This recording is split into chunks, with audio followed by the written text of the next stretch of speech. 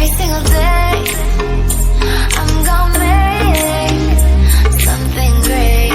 Today I have a very interesting, very informative and very unique video, that is how airbag works. I have already made a video on this in Kannada, but many of them asked me to do this in English as well, so I am making this in English. But if you want to check the video in Kannada, I will leave a link in description, and link also will be available in the card section above, so you can go and check it out. So if you have been to showrooms or if you have seen any reviews about cars, you would have come across a word airbag. You might have heard about front airbag, curtain airbag and many more. But have you ever wondered what is this airbag? How it works? If you don't know what is airbag and how it works, let me explain. In simple words, airbag is a safety equipment which is present in automobiles, and it acts as a lifesaver during accidents. There are three important things that are required for airbags to function. One is sensor, ECU and airbag inflator or airbag itself. If you ask me what is sensor, so this is the component that senses the accident. You might have seen and used fingerprint sensor in your phone. What does it do? It senses your fingerprint. Similarly, the sensor here will sense the accident. There are two sensors which are used for this purpose: accelerometer sensor and the crash sensor. Important among the two is the accelerometer sensor, and this accelerometer sensor senses or measures the deceleration of your car. Now you might have a question, what is this deceleration? Deceleration is nothing but the rate at which the vehicle is slowing down. Basically, if you are moving in a vehicle and you hit a brake, vehicle slows down. That is deceleration. And accelerometer sensor measures how fast your vehicle is slowing down. But remember, deceleration value when you hit a brake and deceleration value during accidents are world apart. Deceleration value is very high during accident compared to braking. With this accelerometer sensor, you also have crash sensor which measures the impact of the crash.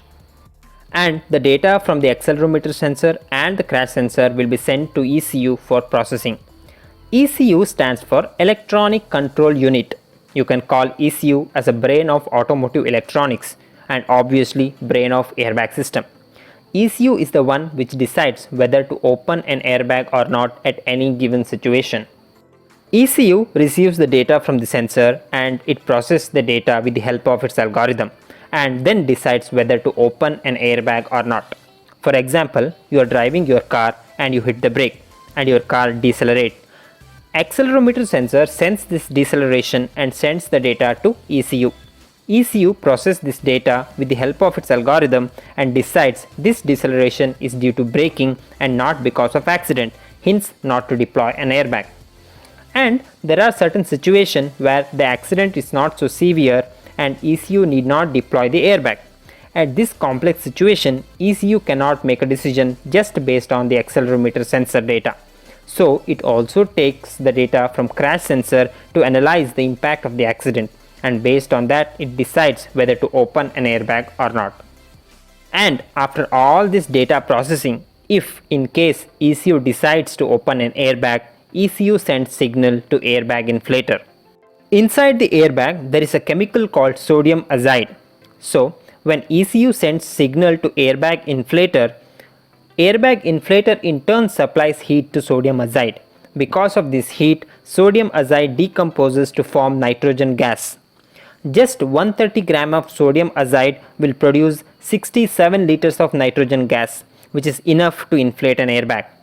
So you might think now, there are a lot of process involved in the deployment of an airbag, so this will definitely take much time to complete all this process and then deploy an airbag. But the answer is no, it won't take much time. If you see this table, in the case of side crash, the time taken for a sensor to capture the data, send it to ECU to process the data and to decide whether to deploy an airbag or not is just 5 milliseconds. And if you convert this into seconds, it is just 0.005 seconds. We think 1 second is very short duration, but here it is 0.005 seconds. Just imagine how small the duration is. And I feel very proud to talk about this because I have worked on this.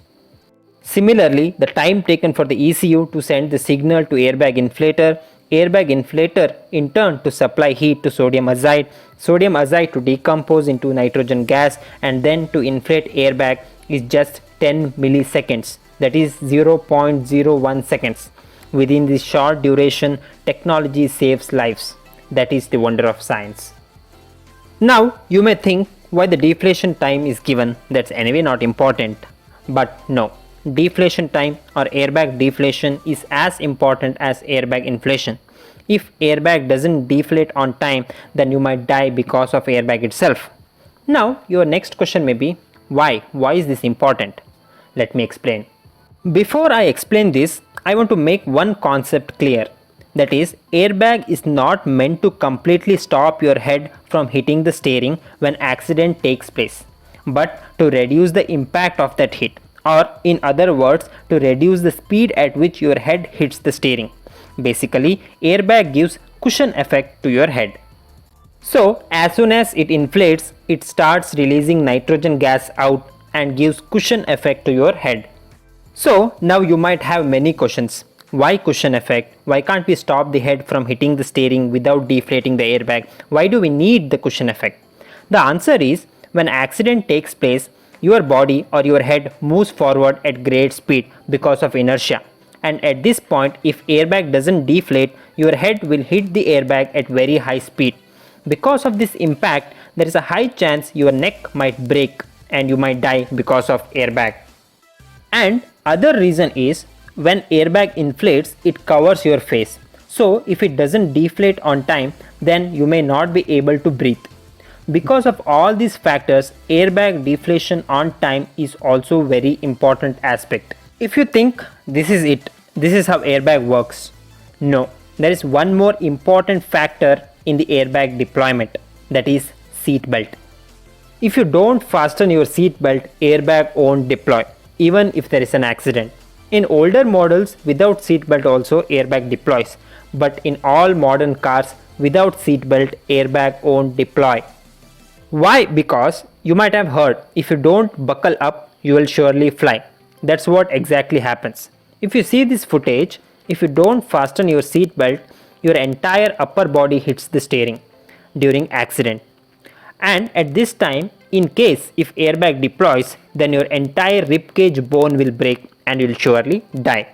So if you observe your car with airbag, there will be SRS written on it. SRS stands for Supplementary Restraint System or Secondary Restraint System. So name itself suggests it is secondary protection system, only works with seat belt. So without seat belt, it won't open. But whether you have an airbag or not, while driving, please fasten your seat belt. And this is how airbag works. Okay, now let me tell you what kind of airbags we have. First comes front airbag. You might have seen this in most current cars. In fact, Indian government has made front driver side airbag mandatory as well. Then you have side airbag. There are two types in this: side torso airbag and side curtain airbag. Side torso airbag will be attached to the seat, and curtain airbag, as you can see on the screen, will act as a curtain. Next you have knee airbag, which gives protection to your legs. Then you also have rear airbag and also rear passenger airbag. At last you have very unique airbag, that is pedestrian airbag, which is designed to provide protection to the pedestrians.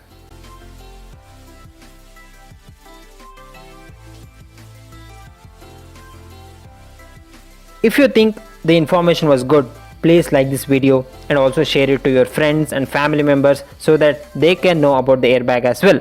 And if you haven't subscribed yet, sub to the channel will be highly appreciated.